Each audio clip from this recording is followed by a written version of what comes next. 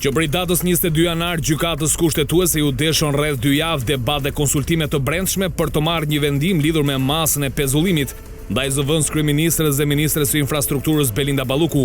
Kushtetuesja sot ka 8 antar aktiv, pasi i nënti ende nuk është emëruar pas përfundimit të mandatit të një prej gjyqtarëve. Ndërsa mbrëmjen e 6 shkurtit, pas një seance maraton ku diskutua kërkesa e kryeministrit për rrëzimin e vendimit të gjykatës posaçme kundër korrupsionit, votimi përfundoi 4-4, duke krijuar një barazim në votë dhe duke bërë kështu që të mos ketë një vendim në kuptimin e zakonshëm. Por ligji parashikon qartë çfarë ndodh në këtë rast. Sipas vendimit të shpallur mbrëmjen e së premtes prej kushtetueses me barazimin 4-4, gjykata nuk pranoi ankimimin e kryeministrit Edi Rama ndaj vendimit të GKK-s që kishte pezulluar Belinda Ballukun nga detyra. Përpasoj, masa e pezullimit që ishte vendosur nga kjo gjykatë mbetet në fuqi, pra Balluku mbetet e pezulluar nga detyra. Vendimi mbështetet në rregullat që sqarojnë se kur kushtetuesja nuk arrin një mazhorancë për miratim, vendimi i përparshëm ka fuqinë e vet. Në arsyetimin e shpallur zyrtarisht të vendimit të gjykatës kushtetuese për çështjen Balluku, dokumenti sqaron pikërisht si u ndan gjyqtarët në 2 bloqe dhe pse mbeti 4-4 vota, duke bërë që ankimi i kryeministrit të rrëzohet automatikisht dhe masa e pezullimit nga detyra e Ballukut të vazhdojë të zbatohet. Nga një anë, 4 gjyqtarë votuan në favor të kërkesës së qeverisë, që do të thotë heqjen e pezullimit dhe rivendosjen e Ballukut në detyrë. Sipas këtij bloku, masa e pezullimit nga detyra e një antari ekzekutivi, edhe kur ai ka imunitet si deputet sipas kushtetutës, duhet të shqyrtohet në një mënyrë që merr parasysh fuqinë e kompetencave të ekzekutivit dhe rolin mbrojtës të kuvendit. Dhe në disa interpretime kërkohet autorizim parlamentar paraprak për të kufizuar një ministër apo një zëvendës kryeministër. Nga ana tjetër, 4 gjyqtarë votuan kundër kërkesës së Ramës, duke argumentuar se çështja duhet të mbetet brenda jurisdiksionit normal të masave procedurale dhe se masa e pezullimit, siç është vendosur nga gjykata e posaçme, nuk e cënon funksionimin e qeverisë në mënyrë të papranueshme.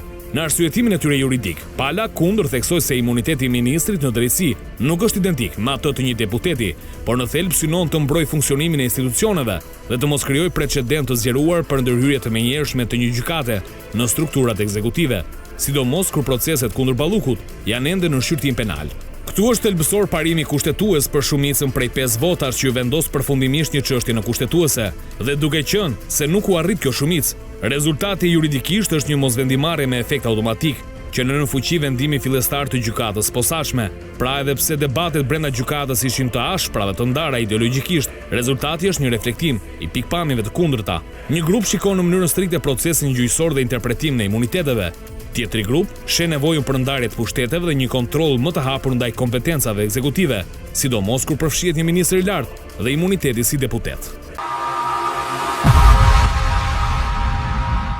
Çfarë ishte ky vendim? Ky vendim, që të jemi dhe të kuptueshëm për publikun, është një shkelje e procesit të rregullt ligjor për kryeministrin e Shqipërisë Edi Rama. Sepse çështja nuk është zgjidhur në themel, por është zgjidhur për procedurë. Pra ato janë ndarë 4-4. Dhe neni 74 i ligjit për gjykatën kushtetuese thotë, kur ndahen 4-4, kërkesa quhet e rrëzuar. Pra nuk është rrëzuar për zgjidhjen në thelb. Pra, se pyetja kush ishte pyetja gjithë të gjyqi ose me gjithë të gjyqi kushtetues. A duhet të detohet spaku në kuvent për të marrë autorizimin për pezullim, sepse kjo është një masë sigurimi, por ky është thelbi. Ky është thelbi. Por kjo u zgjidh kjo punë? Nuk u zgjidh. Nuk është zgjidh, se është zgjidh për procedurë.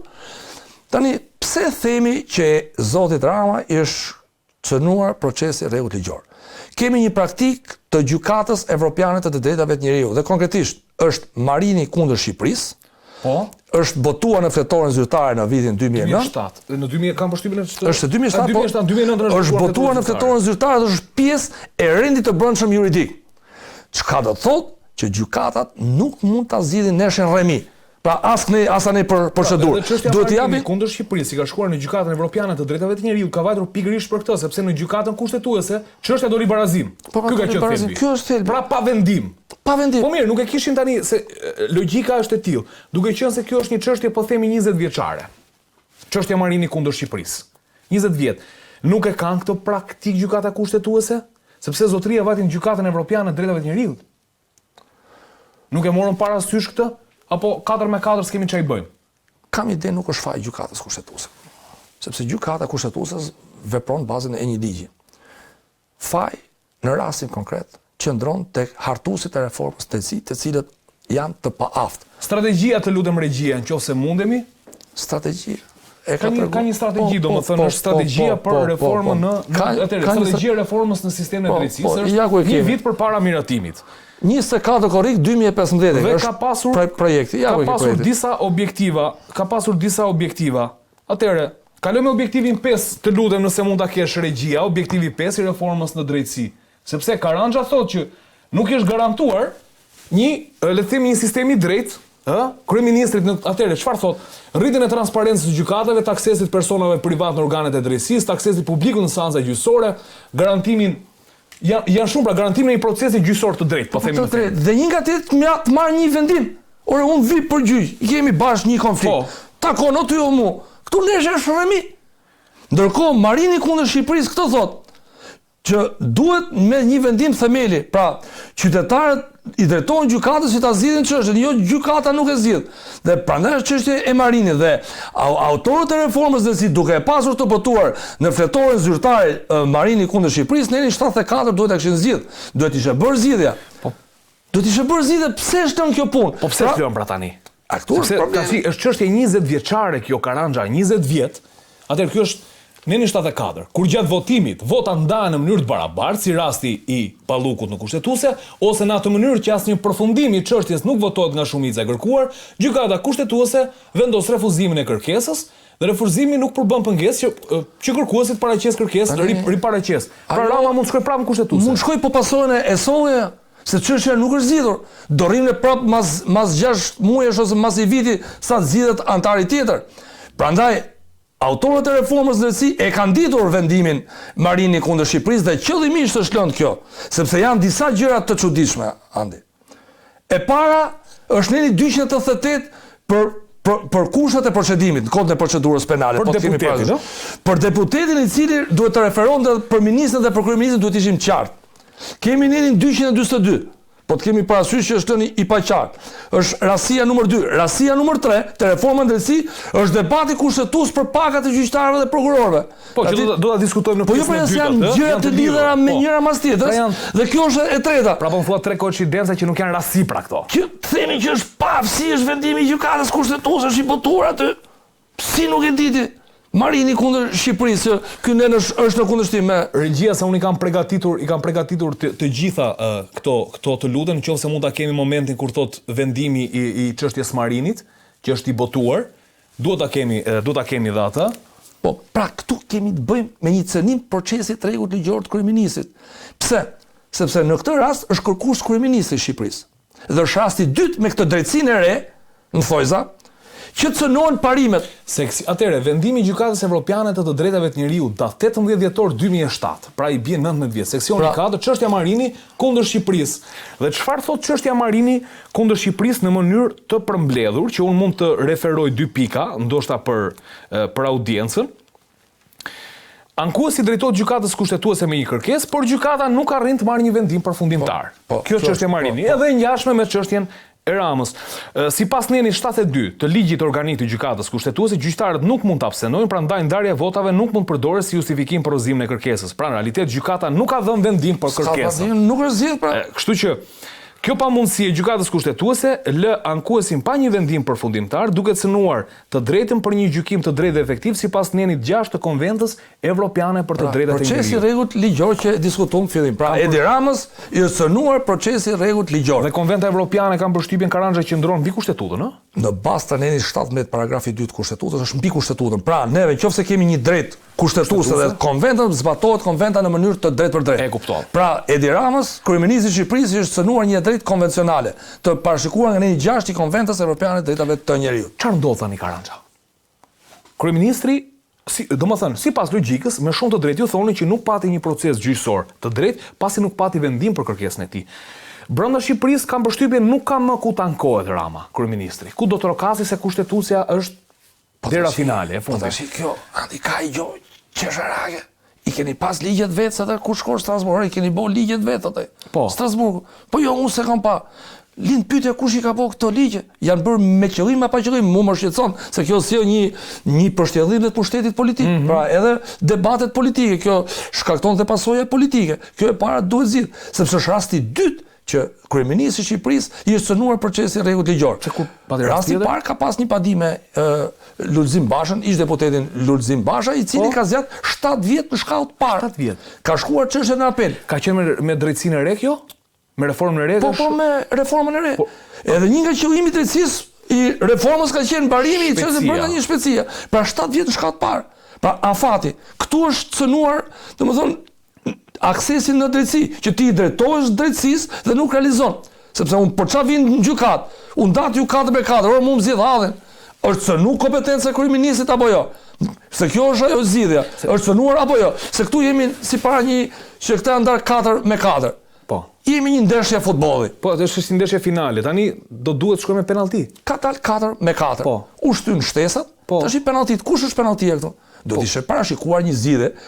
Kush është arbitri? Kush është arbitri penalltive tani? Do shkoj Rama në gjykatën evropiane? Sepse duke qenë se është çështja Marini, që ky zotëria ka trokitur atje dhe ka marrë, i bit shkoj dhe Rama atje. Mendoj që Rama duhet i drejtohet gjykatës kushtetuese apo gjykatës evropiane të drejtave të njerëzit, po gjykata evropiane e 6. Po, atëre, gjykata evropiane mund të thotë që shiko se për rastin tënd ne kemi precedentin Marini, kështu që aplikojmë atë. Duhet bërë ndryshime legislative që këto duhet ishin bërë që kur u bë reforma dhe neni 288, që është një skandal. Nuk di kryeministri i Shqipërisë dhe ministrat se për çfarë masa sigurimi duhet marrë autorizimin në kuvend. Kjo është gjë tjetër. Edhe kjo tjetra tash. Duhet bërë ndryshimi i nenit 74 të gjetet forma zhbokuese. Ose të mos i mbaronte mandati atij tjetër që ta çonin në shtëpi. Të qëndronte gjyqtari në detyrë në mënyrë që të funksiononte organi kushtetues. Këto janë dhe ligjet e tjera. Ai ka ikë në shtëpi. Të vite ai gjyqtari tjetër të ndashin 5/4. Pra duhet të kishte dhënë zgjidhje. Ose me që bën këtë zgjidhje, vote kryetarit për shkakun të ishte përcaktuese që ti zgjidhje kjo çështje, pa zgjidhje një konflikt kushtetues. Bëhej një praktik. Pyetja që unë bëra mbrëm, domethënë realisht është 4/4. Po i nënti si do votonte? Po kjo është zgjidhje. Kjo është i nënti si do voton. I nënti të shtrëngojë mirë botë votën. Ta zgjidhë votën, të zgjidhin konfliktin kushtetues. Ky është problemi. Tash ti. Ku është i nënti dhe pse nuk vendoset i nënti? Se kanë pyetje këtë. Gjyqtari nënt që do të jepte zgjidhje kësaj pune. Se do ndashin 5/4, 6/3, po 5/4 do shkonte. Këto janë procedurat që ndiqen, domethënë që propozohen, domethënë nga KED-ja, kalojnë 3 zgjidhje nga parlamenti, 3 zgjidhje nga, domethënë 3 janë nënçë. 3 që për i nëntit i mbaroi mandati. Këtu është gabimi i bërë në reformë dhe te strategjia. Tash i mbaroi mandatin, nuk mund ta çonim në shtëpi. Sa zgjidhet i riu, sepse këtu bie funksionaliteti i sistemit. Zgjidhet ky ngërç, sepse ne kemi shkelur duke e çuar një gjyqtar të gjykatës kushtetuese në shtëpi. Ne kemi shkelur vendimin Marini kundër Shqipërisë, pra kemi shkelur praktikën të konventës të gjykatës evropiane të drejtave të njerëzit, e cila bën interpretimin e konventës. Dhe interpretimi i konventës është më lart se kushtetuta e Republikës së Shqipërisë me netin 17 paragrafi 2, se kemi të bëjmë me proces në rregull ligjor për qytetarin. Pra ti se këta e kanë marrë ngusht, ta çojmë të në shtëpi që të zgjedhim tjetrin. Por jo, ne duhet mendojmë për qytetarët. Ja, kemi një rast. Pra, kryeministri i Shqipërisë është cënuar procesi rregull ligjor. Edhe besoj edhe zonjës Balluku në këtë rast. Edhe zonjës Balluku indirekt. Sepse mund shkoj çështja e zonjës Balluku ndahet ajo 4/4. Sepse po të kemi parasysh në rastin konkret, në gjykatën kushtetuese u bë ankesë ose u bë kërkesë nga kryeministri me pretendimin që është subjekt, gjësa u legjitimua, është subjekt që ka drejtë i drejtohet gjykatës kushtetuese, është kushtetut, dhe thotë më shmarr kjo kompetencë. Ti është zgjidhje, është marrë së shmarr. Nga ana tjetër kemi të zonjën Balluku, e cila ka mbaruar rrugën e brendshme, pra ka shkuar nga gjykata e shkallës së parë, ka shkuar në apel dhe tash do shkojë është çështja në gjykatë lart dhe më pas do i drejtohet gjykatës kushtetuese. Ne kemi ngërçin tjetër, prapë ato të ndahen 4/4, sepse pak a shumë e kanë dhënë orientimin se si e kanë orientimin. Tani ne prapë lëm ngërç, pra i është cënuar dhe kryeministri si individ që ka drejt i drejtohet gjykatës kushtetuese, është si subjekt që parashikon ligji kushtetues, pra kushtetuta e parashikon që kryeministri i drejtohet, kemi dhe zonjën Balluku nga ana tjetër, e cila i cënohet procesi i rregullt ligjor.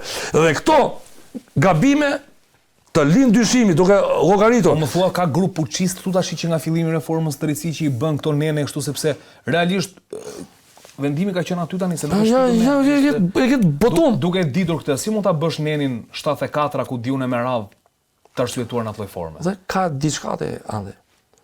Vendimet e gjykatës të evropiane të drejtave të njerëzit botohen dhe ky është botu ekstra dhe po ta veshë është botu ekstra sepse janë vendimet vjetra që botohen dhe kjo është e botuar dhe Ministria e Drejtësisë dhe antarët e reformës së drejtësisë e kanë ditë këtë.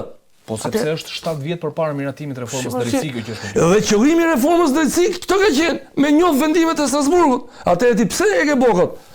Njohje kam objektiv, tek 7 më duket objektivat 7 të lutem regjia nëse do ta kesh aty objektivat 7 për njohjen e vendimeve të gjykatës kushtetuese që ka qenë një nga pikat dhe kriteret përse u bë reforma në drejtësi, është e përfshirë dhe kjo që vendimet e gjykatës kushtetuese, atëherë parashikimi në legjislacionin shqiptar të një mekanizmi eficient për ekzekutimin e vendimeve të gjykatës evropiane të drejtave të njerëzit, duke përfshirë dhe marrjen e masave me natyrë përgjithshme rregullatore ose unifikuese të praktikës. Që do thotë rasti Marini do të ishte një praktikë unifikuese, që do thotë për raste të ngjashme, siç është kërkesa e kryeministrit, duhet zgjidhje.